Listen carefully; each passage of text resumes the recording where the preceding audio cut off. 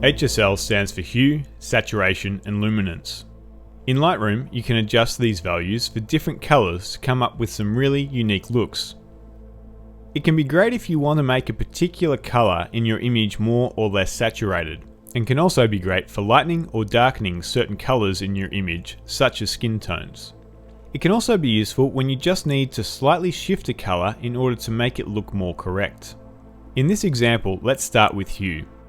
If you select a colour directly, such as the yellow in this particular scene, and drag your hue left or right, it will adjust that particular colour in the image.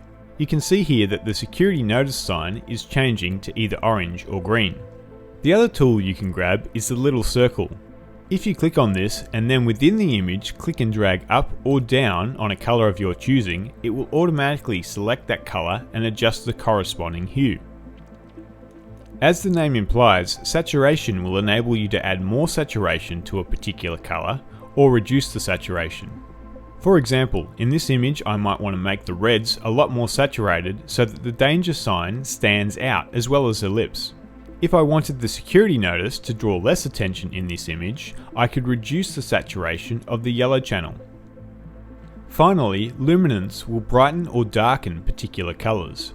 In this instance, I might want the blues to be brighter to make her jeans separate a little bit more from the background.